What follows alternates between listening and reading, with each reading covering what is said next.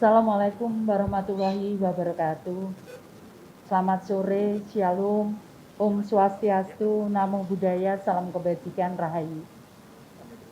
Yang saya hormati teman-teman yang ada di ruangan ini dan teman-teman media. Pertama, terus terang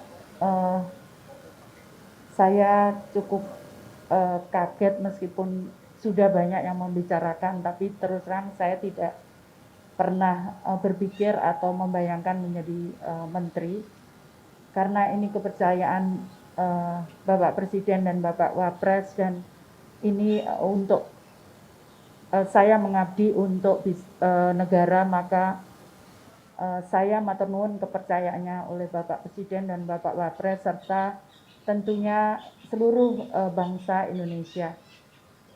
Yang kedua, program kami adalah yang pertama adalah perbaikan data untuk data-data penerima bantuan.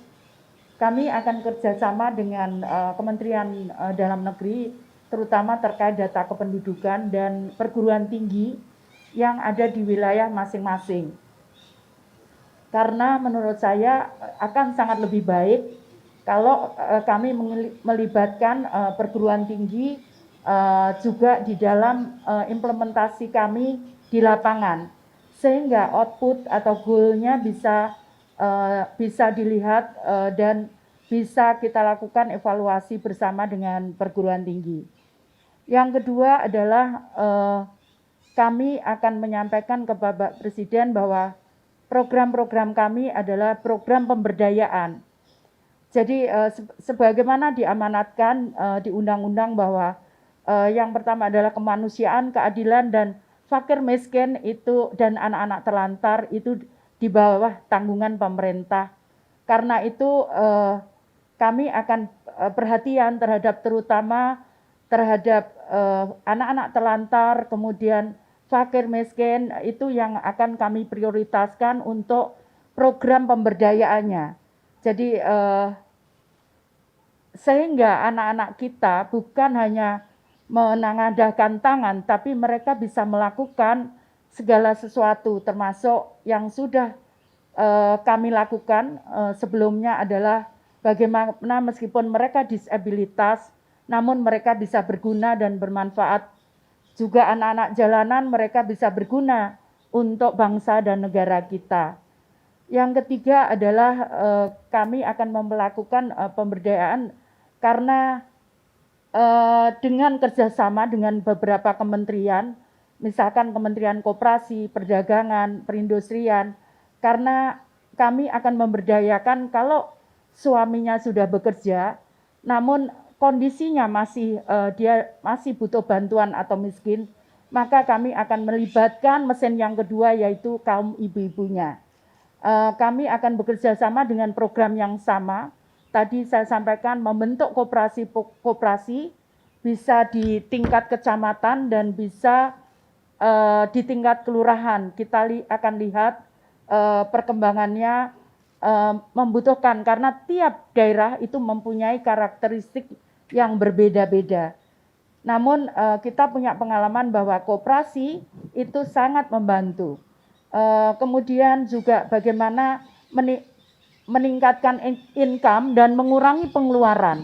Itu yang kita lakukan. Jadi misalkan mengurangi pengeluaran, kita berikan program-program pertanian yang bisa dilakukan dengan cara sederhana, sehingga tentunya bekerja sama dengan Kementerian Pertanian, sehingga bisa dikurangi untuk pengeluaran.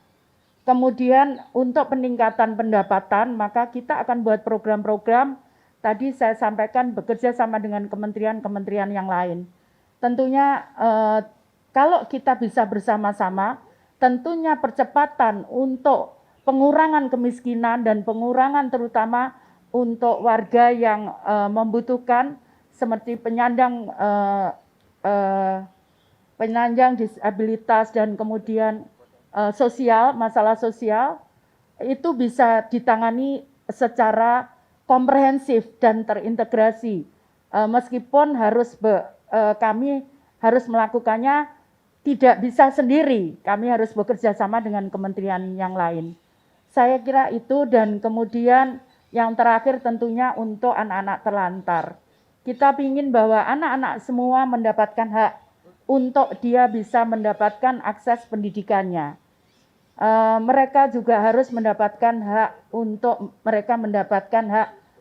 kesehatannya. Karena itu kami juga akan bekerja sama dengan Kementerian Kesehatan untuk bagaimana mengelola kesehatan yang kita berikan bisa mempunyai hak untuk warga memang yang penyandang permasalahan sosial.